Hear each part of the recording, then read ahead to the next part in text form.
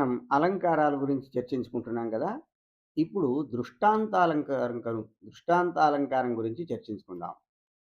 చేద్బింబ ప్రతిబింబత్వం దృష్టాంతస్తదలంకృతిః త్వమేవ కీర్తిమాన్ రాజన్ విధురేవ హి కాంతిమాన్.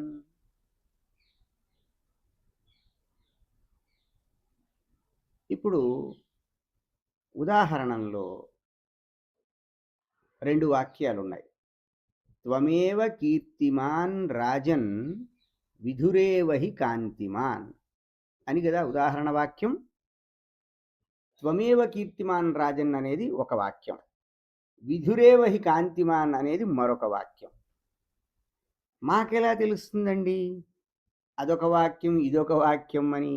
అంటే మీరిప్పుడు అర్థం వింటారు కాబట్టి, అర్థం విన్న తర్వాత ఇది ఒక వాక్యం కాదు 2 వాక్యాలు అని మీకు తెలుస్తుంది. ఏమిటి అర్థం?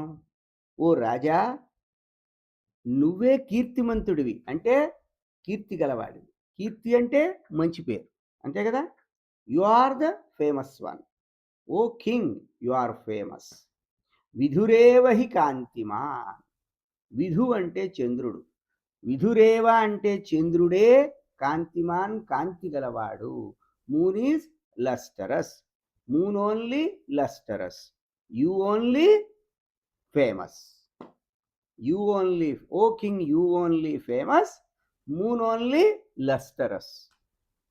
రాజా, నీవే కీర్తిమంతుడవు, చంద్రుడే కాంతిమంతుడు. 2 వాక్యాలు ఉన్నాయి కదా. ఈ 2 వాక్యాల్లో ఒక వాక్యం బింబంలాగా, రెండవ వాక్యం ప్రతిబింబంలాగా. అంటే ఏమిటి? Image and it's reflection. ఒక వాక్యం బింబంలాగా, ఓ రాజా నీవు కీర్తిమంతుడవు అనేది బింబం లాంటి వాక్యం, అంటే ఇమేజ్.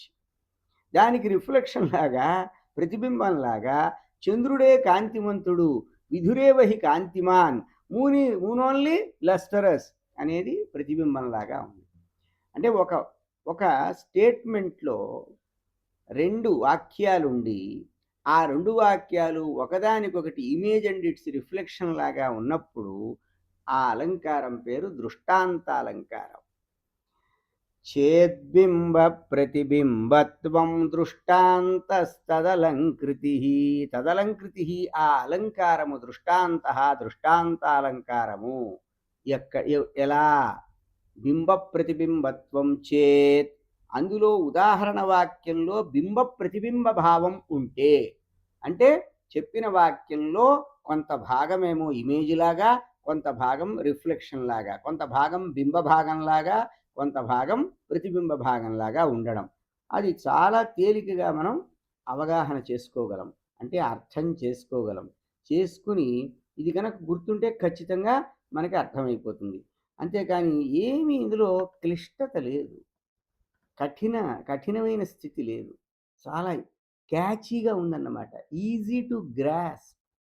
అయినా కూడా మనం స్వీకరించలేకపోవడం అనేది ఏమిటది? నిన్ననే మనం చెప్పుకున్నాం, వెనుకటి పాఠాల్లో చెప్పుకున్నాం. ఏం చెప్పుకున్నాం?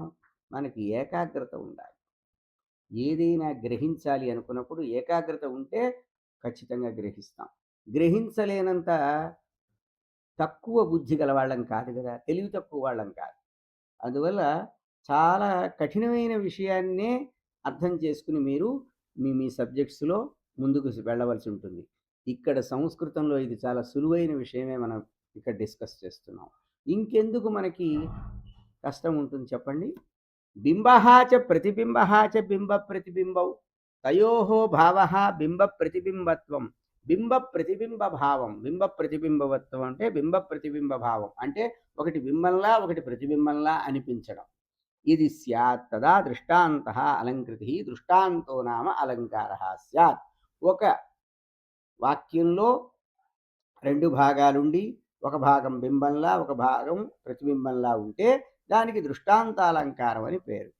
యథా దర్పణే బింబేన సమః ప్రతిబింబః దృశ్యతే తథైవ యత్ర ఉపమేయ ఉపమాన వాక్యయోః బింబ ప్రతిబింబత్వం భవతి తత్ర దృష్టాంతాలంకారో భవతి. ఇప్పుడు మీరు అద్దంలో చూసుకున్నారు. చూసుకున్నటువంటి నువ్వెవరివి? ఇమేజ్వి. నీ రిఫ్లెక్షన్ అద్దంలో కనపడుతుంది, అవునా? అంటే బింబంతో ప్రతిబింబం కనపడుతుంది. అద్దంలో చూసుకున్నప్పుడు బింబాన్ని అద్దంలో పెట్టి చూస్తున్నప్పుడు ప్రతిబింబం కనపడుతుంది. అలాగే ఇక్కడ ఉపమేయ వాక్యం, ఉపమాన వాక్యం ఉన్నాయి. ఒకే వాక్యంలో 2 వాక్యాలు. ఒకే స్టేట్మెంట్‌లో. ఉపమేయ వాక్యం ఏమిటి? రాజా నీవే కీర్తిమంతుడవు. ఓ కింగ్ యూ ఓన్లీ ఫేమస్. అది కదా ఉపమేయం. రాజుగారి గురించి మాట్లాడుతున్నాడిక్కడ. కానీ దానికి ఉపమానం అంటే పోలికగా ఒక వాక్యం చెప్పాడు. చంద్రుడే కాంతిమంతుడు అని. అది ఈ బింబానికి అంటే ఇమేజ్‌కి అది రిఫ్లెక్షన్ లాగా ఉంటోంది. అందువల్ల ఇది దృష్టాంతాలంకారం అవుతుంది. త్వమేవ కీర్తిమాన్ రాజన్ విధురేవ హి కాంతిమాన్ అత్ర త్వమేవ కీర్తిమాన్ ఇది ఉపమేయవాక్యం విధురేవ హి కాంతిమాన్ ఇది ఉపమానవాక్యం ద్వయోః మధ్యే బింబ ప్రతిబింబత్వం ద్యోతతే తస్మాదత్ర దృష్టాంతో నామ అలంకార. మనం ఇప్పుడు చెప్పుకున్న విషయమే. నీవే కీర్తిమంతుడివి అనేది ఉపమేయవాక్యం, చంద్రుడే కాంతిమంతుడు అనేది ఉపమానవాక్యం. రెండిటి మధ్యలో బింబ ప్రతిబింబ భావంలాగా ఒకటి ఇమేజ్, ఒకటి దాని రిఫ్లెక్షన్, ఒకటి బింబము మరొకటి దాని ప్రతిబింబమా అన్నట్టుగా ఉంది. అందువల్ల ఇది దృష్టాంతమైనటువంటి అలంకారం. ఈ విధంగా మనం ఈ అలంకారాలను చక్కగా అర్థం చేసుకుని ఏ అలంకారం ఇచ్చినప్పటికీ కూడా దాని లక్షణాన్ని రాయడం, దానికి ఉదాహరణం సంస్కృత వాక్యమే రాయడం. మళ్ళీ మళ్ళీ చెప్తున్నాను నేను. ఉదాహరణం ఎప్పుడు, ఎగ్జాంపుల్ ఎప్పుడు ఒరిజినల్ రాయాలి. ట్రాన్స్లేటెడ్ రాయకూడదు. దాన్ని తెలుగులో ట్రాన్స్లేట్ చేసి రాయడం, దాన్ని ఇంగ్లీష్లో ట్రాన్స్లేట్ చేసి రాయడం వల్ల మనకి ప్రయోజనం లేదు. ఒరిజినల్ అంటే సంస్కృతం. సంస్కృత వాక్యమే ఉదాహరణ వాక్యంగా. ఉదాహరణ వాక్యం ఎప్పుడు ఎక్కడ ఉంటుందండి? శ్లోకంలో ఆ అలంకారానికి సంబంధించిన శ్లోకంలో రెండవ లైన్లో ఉంటుంది. రెండవ పాదంలో. మొదటి పాదం లక్షణం, రెండవ పాదం ఉదాహరణం. కాబట్టి ఉదాహరణాన్ని సంస్కృతంలో వ్రాసి సమన్వయం అంటే అప్లికేషన్ మీరు ఏ భాషలో రాస్తున్నారో ఆ భాషలో రాయొచ్చు. ఈ విధంగా కనుక మీరు రాస్తే చక్కగా మీకు పూర్తిగా ఆ అంశానికి ఎన్ని మార్కులైతే మరి ఇవ్వబడ్డాయో అన్ని మార్కులు కూడా మీకు తప్పకుండా వచ్చేటువంటి అవకాశం ఉంటుంది.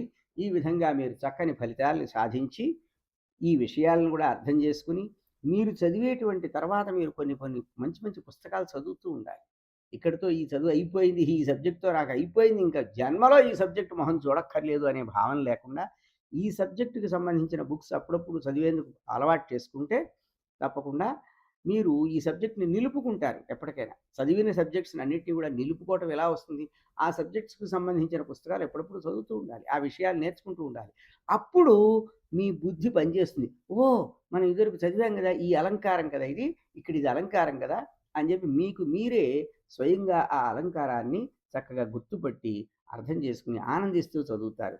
ఆ రచించిన వాని యొక్క రచనా సౌందర్యాన్ని అర్థం చేసుకుంటూ, ఆస్వాదిస్తూ చదువుతారన్నమాట. దానివల్ల మీకు ఆనందం వస్తుంది. ఆనందం ఎలా కలుగుతుంది? ఆనందం ఎలా పుడుతుంది అంటే, ఇది ఆనందం పుట్టేటువంటి ఒక కార్యక్రమం అన్నమాట. హ్మ్. ఆ విధంగా మనం ప్రయత్నిద్దాం.